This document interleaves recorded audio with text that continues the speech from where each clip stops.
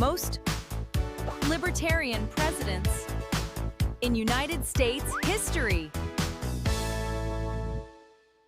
The most libertarian president in American history vetoed more than 2 times as many bills as every president before him combined. He called federal charity a violation of the Constitution, and he meant it. He is not on your money, he is rarely in your textbooks, and by the only measure that actually counts, the imposition of government against the freedom of the citizen. No president who has followed has even come close. Today, the top 5 most libertarian presidents in American history. The word libertarian is a word people throw around and rarely define. We're not ranking these presidents on what they said, we are ranking them on what they did. And we measured in 2 ways. The first is economic freedom. Measured on a left to right axis typically, economic freedom is when the government adheres to the principle that taking someone's property, even for ostensibly good purposes as they say, is still theft. Government spending is always assuming that there exists another individual, some person in a seat of government authority that knows better and can do more good with the product of another person's labor and talents than the individual can. And therefore, they feel a right to confiscate a portion of other people's labor and talent for their own purposes, their own decided good. Libertarianism rejects that notion and believes in the economic freedom of the individual. Thus, grading on economic liberty is what a president has done on taxes, on spending, on regulation, and on trade. The second is civil liberty. What he and his policies did in regards to war, due process, surveillance, free speech, and the ordinary citizen's right to be left alone. A president has to move the country toward freedom on both to rank on this list. Economic freedom, left to right, and liberty versus authoritarianism from top to bottom. Being great on one and terrible on the other is not enough. And as you will see, that distinction alone reshapes the whole list. We're not grading on a curve for the era. A president in our list is measured the same whether he governed in 1789 or 2026. Did this president leave Americans more free or more governed? Let us count them down. We begin with number 5. Number 5 is the only one ranked who is part of the modern presidency, the one built after 1913, with the income tax, the Federal Reserve, and the administrative state already in place. Ronald Wilson Reagan. Reagan cut the top marginal tax rate, pursued the most comprehensive deregulation of the modern era, and shifted, perhaps along with Alex P. Keaton, how an entire generation talked about government. His policies laid the foundational groundwork for the economic growth of both the late 1980s and the entire decade that followed. And yet, mostly because of increased military spending during the Cold War, he never quite got the budget under control during his tenure. Still, on the economic side, considering longer-term impacts of his policies that ran through and after his presidency, he is the strongest fiscal president of the modern era. But everything I said so far is only one of our 2 measures. Because on the other one, civil liberty, personal freedom versus authoritarianism, Reagan actually moved the country down on the axis. He escalated the war on drugs and he expanded the machinery of mass incarceration that Americans are still living inside. A president who frees your wallet but polices your private life has not left you entirely free. He has just changed on which hand the government uses. This split is exactly why Reagan lands at number 5 and not any higher. But it is also why he is the only president after the Second World War to make this list at all. He is, for better or worse, the high watermark of the modern presidency. Perhaps the fact that the high watermark is a man who freed the economy somewhat while running deficits and pursuing narco-interventionism tells us quite a bit about what happened to liberty in the 20th century. Number 4. And if you have never heard of him, that is a tragedy of how we teach American history. He inherited a financial panic in his first year. Every pressure in Washington told him to intervene, to spend, to rescue. He refused. He held that it was not the federal government's job to repair the economy, and he let the correction run its course rather than mortgage the citizens' freedom to soften it. Martin Van Buren.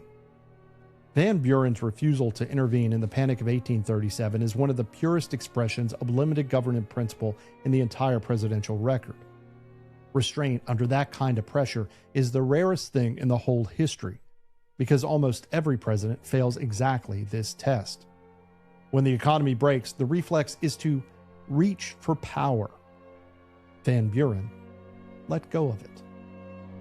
And he did more than just stand aside. He fought to get the government's money out of politically connected banks altogether, pushing for what became the independent treasury, a system designed to separate the federal purse from the business of speculation and favoritism. It cost him. The banking interests turned on him, his own party splintered, and helped make him a one-term president. And he knew it would. And that is the tell. Van Buren paid a personal political price to shrink the government's entanglement in the economy, the opposite of nearly every president who followed, who paid the citizens' price to grow it. Number 3. Calvin Coolidge. John Calvin Coolidge, Jr., also known as Silent Cal, governed by a principle almost extinct in Washington that the best thing government can do is less. He cut the top income tax rate from the 50s down to 25%. He reduced the national debt every single year he was in office. He vetoed farm subsidies and veterans bonus bills, not because he was cruel, but because he believed the federal treasury was not a piggy bank to be raided. On economic freedom, Coolidge is one of the great presidents in American history, a genuine rival to those above him on this list. On liberty, Coolidge was credited for seeing past race and even signed the Indian Citizenship Act of 1924, granting U.S. citizenship, its rights and protections to all Native Americans. But where he falls a little short, however, is on personal freedom. Coolidge was president at the height of Prohibition, and Coolidge enforced it, the federal government restricting Americans from a right held since ancient times. Coolidge was strong on the wallet and expanding liberty rights for previously disadvantaged classes, yet still a product of the times on prohibition and civil liberty restrictions. Coolidge is the last president who governed as though the 19th century view of federal power was still the default, because after him, it never was again. Number 2. Thomas Jefferson. The author of the Declaration, the man who wrote that governments exist to secure rights, not to grant them. Jefferson slashed federal spending, killed the hated whiskey tax, shrank the military, and paid down the national debt on principle. On economic freedom, only 1 or 2 presidents in the entire record stand ahead of him. One could argue economically there is a slight concession, though. Jefferson also made the Louisiana Purchase, an act he himself admitted stretched the Constitution past what the text allowed. He was a limited government president who reached for an unlimited government power when the opportunity was too large and probably too good to refuse. On personal liberty, Jefferson's record is the subject of hot debate when it comes to the issue of slavery. As with any president prior to the Civil War, including Van Buren above, slavery was a permitted policy and stains the legacy of the tenure as it does for the entire nation. For this reason, it is hard to rank Jefferson any higher on this list. Before we reveal the top spot, some honorable mentions. The presidents who touched the edge of this list. Warren Harding, who pardoned the man Woodrow Wilson jailed for a speech and cut spending hard after the First World War. Chester Arthur, an accidental and unexpected reformer thrust into the presidency after an assassination and governed smaller than anyone expected. And Bill Clinton. Yes, William Jefferson Clinton, a name on this list that will surprise some people. Clinton's foreign policy left much to be desired for any libertarian, but domestically, Clinton balanced the budget and ran a surplus. A surplus which is exceedingly rare for any president. One can quibble if he simply balanced a ledger that was uniquely favorable to his extraordinary position after the conclusion of the Cold War, but the results remain nonetheless. And now, number 1. Grover Cleveland. And he is not first by a little. The gap between him and any other name on this list is cavernous. Cleveland, the first Democrat elected after the Civil War, vetoed more than 400 bills in his first term alone, more than twice the combined total of every president who came before him. He vetoed pension raids. He vetoed a bill to send seed grain to drought-stricken Texas farmers, saying, and this is the line that defines him, that though the people support the government should not support the people. He refused to prop up the economy in the Panic of 1893, the same way Van Buren refused in 1837. He fought for hard money and for free trade and against the leaders of his own party. And then there is Hawaii, a principle that separates Cleveland from any other name on this list. In 1893, a group of American businessmen backed by U.S. Marines overthrew the Hawaiian Queen and handed Cleveland an empire on a plate. All he had to do was accept the annexation treaty already sitting in the Senate. Every incentive of the age said take it. Cleveland pulled the treaty. He sent an investigator who found the Queen had been deposed illegally against the will of her own people. And Cleveland refused to complete the seizure. The islands were taken later under a different president, but Cleveland in his time said no to empire. Handed a chance to expand the American power abroad like the colonial powers of old Europe, Cleveland said no, because he judged it unjust. That was not just economic freedom. That is a president who would not grow the government's reach even when the old world was pressuring him to do so. Thus, Cleveland is strong on both measures at once. He shrank the government's reach over your wallet and kept its reach off your liberties and those outside of America as well. Where almost everyone else on this list is a giant on one end of the spectrum and merely just good on the other, Cleveland is the rare president who said no to power in every direction it was offered and restrained the office of the presidency. No American president has done more to leave the citizen more free and less governed. There is one name some of you are shouting at the screen right now. Where is George Washington? Washington is not missing because he failed this test. He is missing because he was measuring a different thing entirely. Now, Washington did not spend his presidency shrinking the government's reach on your wallet. The whiskey tax and its armed enforcement happened under him, and the entire Hamiltonian financial system was built on his watch. On the economic side, he was not a limited government champion. But look at what he did to the office itself.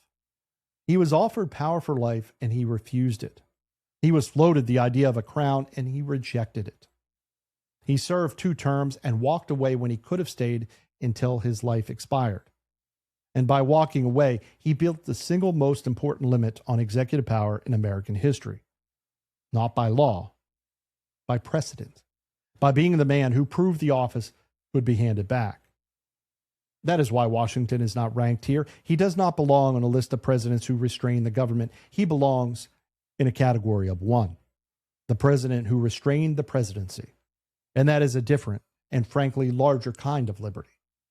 As always, Washington stands in a class of his own. As a footnote, notice what this list has in common. Not a party. Cleveland, Van Buren, they were Democrats. Coolidge and Reagan were Republicans.